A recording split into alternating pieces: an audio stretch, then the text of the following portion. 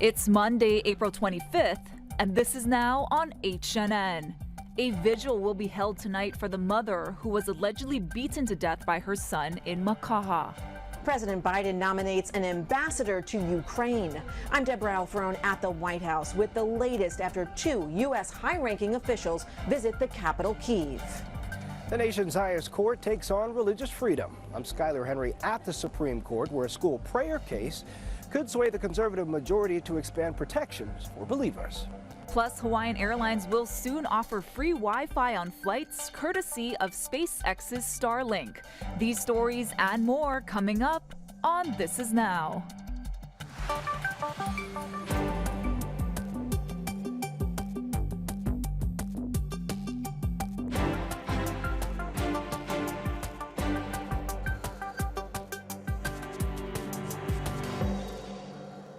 Aloha, and thank you for being with us on this Monday afternoon. You're watching This Is Now with Casey Lund, Ashley Nagaoka, filling in for Jonathan, who's enjoying some well-deserved time off. Ash, lots to get to this Monday afternoon. Let's jump right into the latest headlines. That's right, Case. Secretary of State Antony Blinken and Defense Secretary Lloyd Austin just wrapped up a trip to Kyiv to meet with Ukraine's president. Now, the two delivered news that the U.S. is delivering more military and financial support for the country's battle against Russia. Here's Deborah Alfarone with the latest.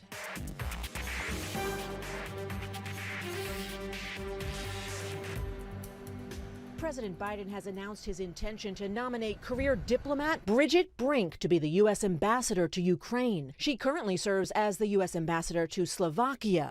The official White House announcement came after U.S. Secretary of State Antony Blinken and Defense Secretary Lloyd Austin met for about 3 hours with President Volodymyr Zelensky and his staff in Kyiv. When it comes to Russia's war aims, Russia is failing. Ukraine is succeeding. During the visit, the two leaders said the U.S. embassy in Kyiv will reopen in the coming weeks, and American diplomats will start making day trips into the country next week, starting in the western city of Lviv. We're doing it carefully. We're doing it with the security of our personnel foremost in mind. The U.S. secretaries also announced $700 million in military financing for Ukraine and nearby allies, amid Moscow's warnings against sending more arms into Ukraine. We want to see Russia weakened to the degree that it can't do the kinds of things that it has done in invading Ukraine. Monday, Russian forces launched strikes against Ukrainian railways, which are vital to moving supplies and evacuating civilians. Meanwhile, Russia says it is investigating large fires at two of its oil depots near the town of Bryansk, which is not far from Ukraine's border. Deborah Alfarone, CBS News, the White House. The Honolulu Board of Water Supply is meeting later this afternoon. This comes after the announcement that the military is dropping its legal challenges to the defueling order. The meeting is scheduled for 2 p.m. at their main building on South Beretania Street. There's an option to watch and testify in person, but it will also be live streamed on their website. Board of Water Supply officials will be giving an update on their latest response to the Red Hill fuel contamination that has shut down city wells.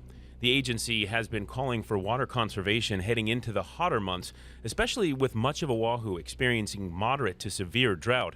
Board members will also discuss with their attorney about their powers related to the Red Hill crisis. But that portion of the meeting is expected to happen behind closed doors.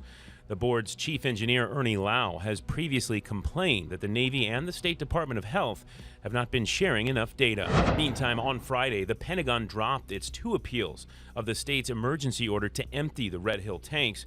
The Pentagon announced back in March that it will defuel the tanks, but did not drop the appeals until now over board legal disagreements. The Pentagon has previously said that the defueling and closing Red Hill could take about a year. Police arrested a Kea'au man for murder. 35-year-old Eamon Stanley is accused of setting a vehicle on fire with a body inside. It happened on Beach Road in Puna this weekend. Stanley was arrested about 3 hours later at a home on 35th Avenue.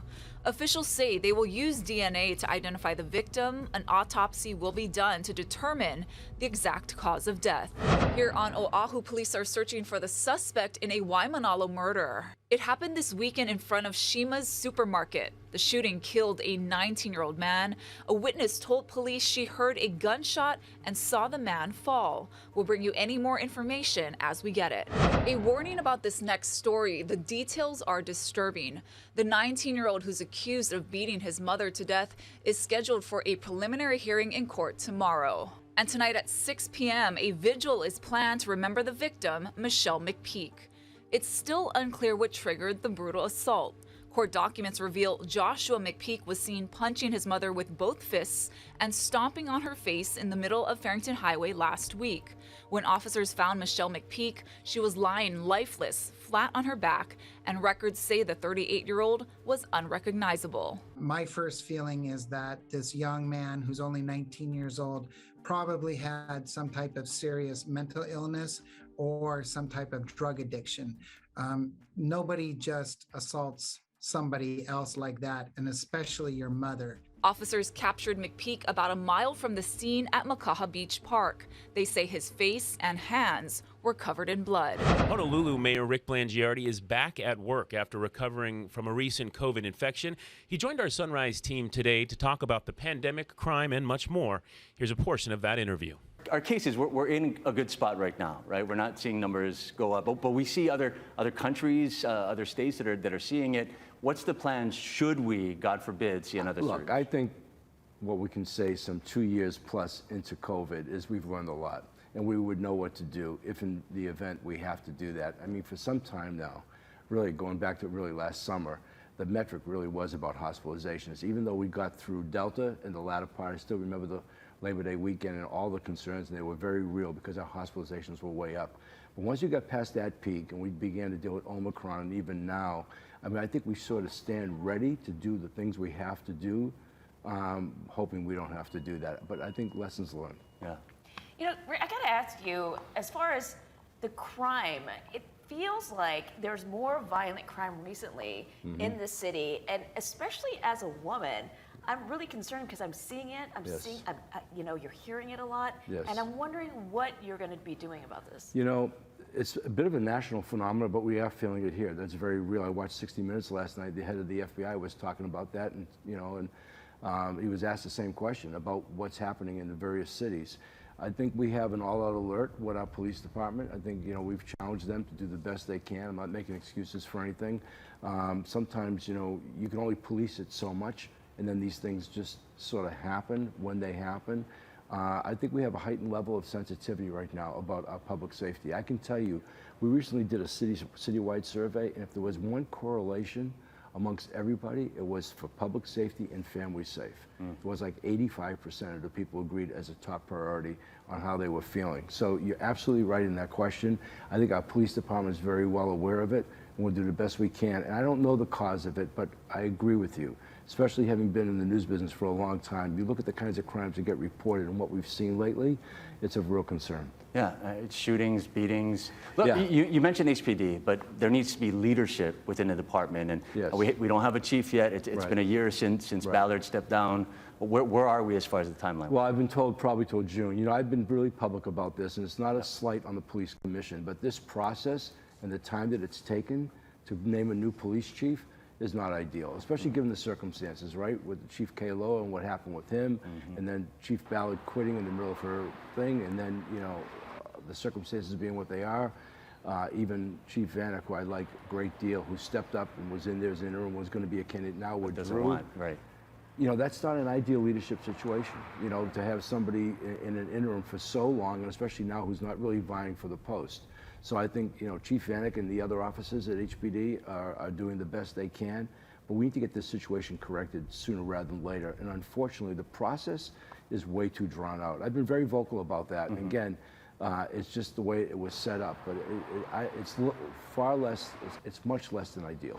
On Kauai, a third round of free at-home COVID tests will be available to residents from May 2nd to May 6th. The free test kits are provided by the county and the Kauai District Health Office using federal funding. Approximately 15,000 kits will be handed out with a limit of 5 per household on a first-come, first-served basis.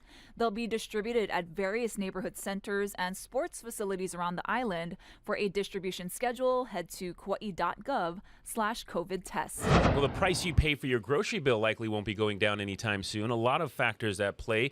The war in Ukraine driving up gas prices, worker shortages, and supply chain issues. But there's also a number of issues you might not know about. One of those is the latest strain of the avian flu. That outbreak is raising prices for poultry and eggs. The CDC reports 29 states have been affected by that latest strain of bird flu, H5N1. The Washington Post reports it's the worst outbreak since 2015. Produce prices are also on the rise. The ongoing drought in California means many growers are scaling back what they plant. Another factor, fertilizer prices linked to the war in Ukraine are making things even more pricey for farmers to grow food. At the U.S.-Mexico border, serious backlog issues are causing big problems and delays for produce coming in. For example, avocados at major wholesale markets have gone up to $78 a case. That's an increase of more than $30 per case from the same time last year. I spoke to a gentleman here at the Poly Safeway who estimates his household grocery budget went up by 10%. I would say that as percent of budget, it's gone up about 10%. As far as I can see on my bottom line. Yeah, I work a little bit more to kind of pay for food. Yeah. We'll shop around, so if something is expensive at Safeway, maybe we'll go to Foodland or Times. And if it's the same price across the board, we'll just buy it wherever we can get it. And in an effort to provide some relief from the pain of the pump, the federal government is now allowing the sale of high ethanol fuel this summer. Now, that's usually not sold during the summer months because of air pollution, but that fuel is manufactured from corn, and that corn would normally go to other consumer goods and animal feed. All that is really adding to the cost that we pay when we go shop for food. Hawaii could be on the verge of seeing a resurgence of Japanese tourists. Golden Week begins this Friday, and this year the days line up so that many Japanese workers will be able to take a total of 7 days off through May 5th. Golden Week is traditionally their longest vacation of the year, and it's a key week for Hawaii's tourism and retail industries. Hawaii's Tourism Japan told the Star Advertiser that this year they're expecting about 1,000 Japanese visitors for each day of Golden Week.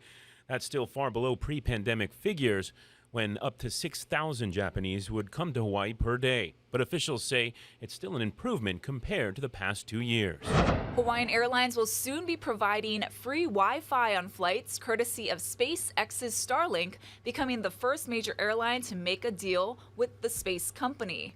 Hawaiian plans to offer Wi-Fi to guests on domestic and international flights. Starlink is an orbit constellation of satellites designed to provide internet access coverage anywhere on the planet. Hawaiian Air and Starlink are in the initial stages of implementation. They expect to begin on select aircraft next year.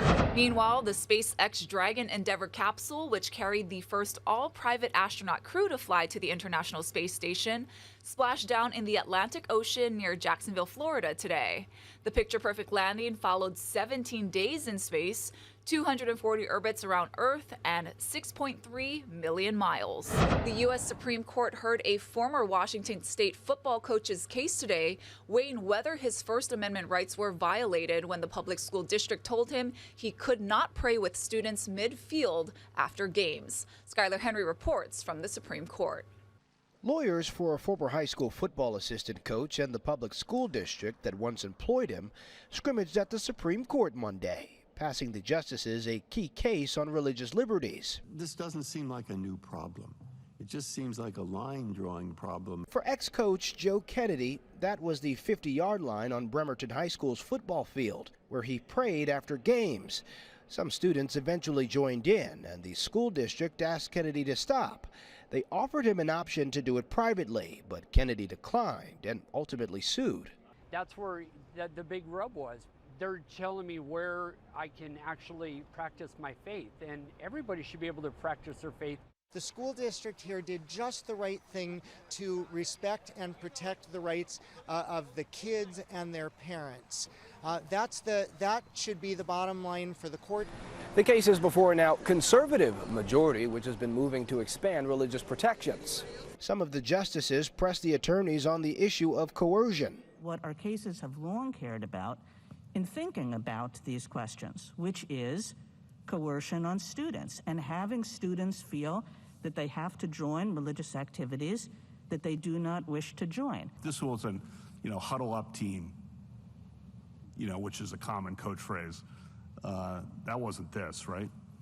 No, but does the coach have to say that for the students to miss that? Kennedy expressed confidence in the case's outcome. I'm very optimistic about everything. A decision is expected before the court's summer recess. Skyler Henry, CBS News, Washington. Oh, and Ash, I'm always happy to be here in studio with you, but of course I would rather be outside today. Well, of course. Check that out. Well, looks like a little smudge or something on our tower Raindrop. cam there. Yes, a raindrop.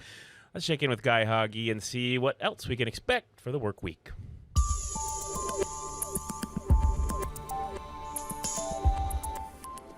It's going to be a good day for surfing. Keep in mind that this swell's on the way down in the country. It was big enough that triggered a high surf advisory over the weekend for the country. It's on the way down.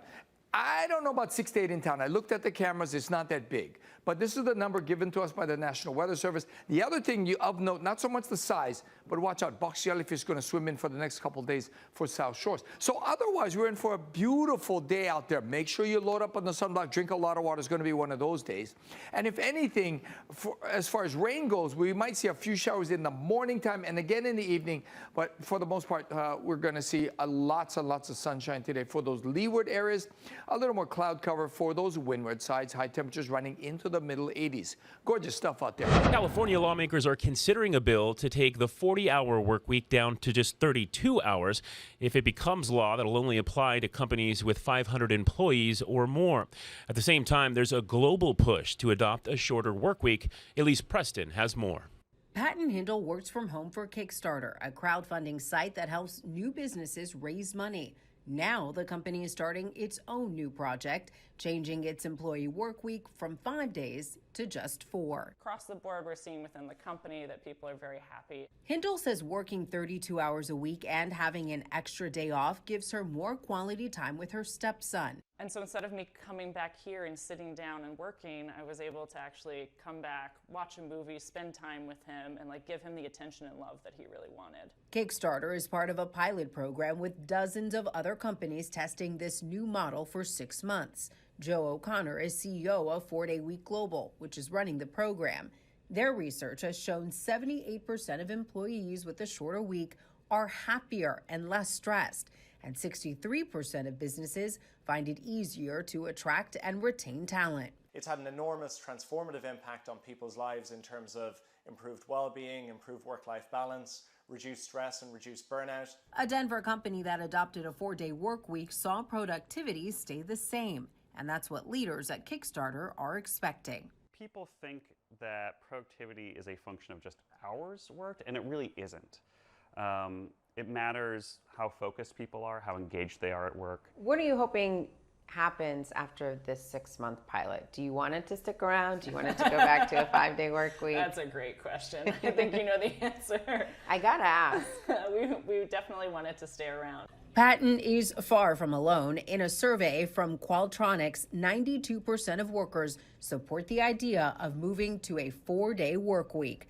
Elise Preston, CBS News, New York. So I had a 4-day work week once, but I worked 4 10-hour days, but it was still glorious. I would settle for a 6-day work week at this Oh, point. gosh. That's true. You're What do you got, working a lot of Ash? days. So big news from the tech world, you guys. Twitter has agreed to sell itself to the world's richest man, Elon Musk, for roughly $44 billion.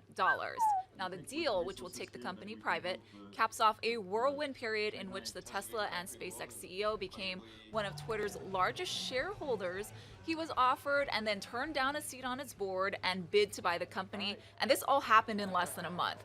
Now, under the terms of the deal, shareholders will receive $54.20 in cash for each share of the Twitter stock they own, matching Musk's original offer and marking a 38% premium over the stock price the day before Musk revealed his stake in the company. Now, Musk has said he wants to overtake Twitter to improve its free speech policies. Are you active on Twitter, Case? I used to be. I am. I have a Twitter, but I don't. I find it's like one of the more toxic social media. I don't know. Yeah. It's never been my. I should be better about it and tweeting out, especially stories and stuff for work. But yeah, it's not my favorite social media platform. It's never been my thing, but I'm curious to see how his ownership will change. We're things. Instagram gals. All right, speaking of rich people like Elon Musk, check this out. Dozens of drivers in Chicago lined up early on Saturday for some free gas. This was the third gas giveaway by Willie Wilson, a wealthy Chicago businessman. But get this, he's also running for mayor, so that might be part of why he's doing this. 27 gas stations around the city took part in the free giveaway. Drivers were able to get up to $50 worth of free gas. Check out that line. I mean, I don't blame them. Gas is ridiculous now. Kind of like paying for votes, though, in a way, if you think about it. Yeah, interesting. Mm-hmm. Well, are you having Mary Monarch withdrawals? I am, and was so jealous about our friend Dylan and Chetta, who was there on the Big Island, right? That's right. So a Kauai halau squeezed their way into the hula history books this year. Scores were so close this year, some halau were separated by a point. Super exciting. Here's Dylan on Hilo.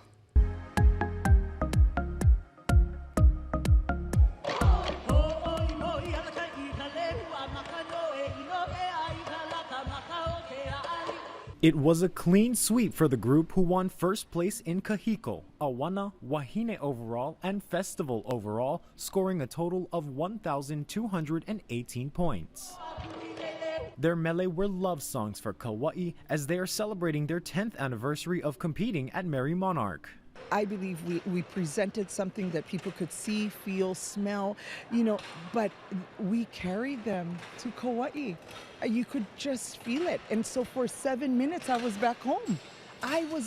That's how I felt. I looked at my ladies, adorned with lawa'e, adorned with mokihana and maile. I was right back home on Kauai. And I, as a kumahula, I couldn't ask for anything more. It's the first time a Kauai halau has won the overall title at the festival in its nearly 60-year run. That's, when hula is done correctly and at a high level, you can transcend space and time and touch the hearts and allow others to experience what we get to call home. In the Kane division, Maui's halau Kekua o Kala'au Ala Iliahi came out on top, winning first place in Kane Kahiko, Awana, and Kane overall. And that's a wrap on this year's festival, which was a successful return for a live and in-person broadcast. And it has personally been my honor to bring you all the happenings in and around Hilo. For Hawaii News Now, I'm Dylan Ancheta. Aloha. Awesome. Kekua o Kala'au Ala Iliahi. Oh, wow. Bet you didn't think I could pronounce that, did you? No, I was jealous of Dylan because, of course, at the time I got to go cover it. I was a photographer at the time, and it was, truly life-changing. It was something so special, but I was not jealous about how much work he had. I mean, that is a lot of work doing the Mary Monarch ride. Isn't Saturday night like a huge party because it's so much work, all the halau, on the strict protocol, right? Everybody, I went to that party. It was a pretty good time. Of course you did. Well, and speaking of celebrating, you guys, check this out. The Kauai halau arrived back home yesterday. Oh, yep. There they are, carrying all their trophies, and they were greeted by loved ones and supporters. All of Kauai is so proud of them, myself included. Yeah. Kumu Lena Ala, she, is so beloved in the community, and she does so much for the community. We've worked together on fundraising events. My sister-in-law dances for her halau, and, thanks to Stacy Chiba for sending us this video from Kauai. I wish I was there. I feel like I was there, but so proud of them. So awesome. And one more story to tell you about. Yeah, so this weekend was packed with Earth Day festivities. Sea Life Park commemorated Earth Day with a beach cleanup at Kaupo Beach Park. They released 2 young honu from the park's Honu Conservation and Breeding Program. They say more than 100 volunteers showed up to help. Man, that's so awesome. I was going to try and make it out to that, actually. Cute. How cool. Hey, thank you so much for being with us for this edition of Hawaii News Now. The next broadcast coming up with Ashley and Mark at 4 o'clock. See you guys.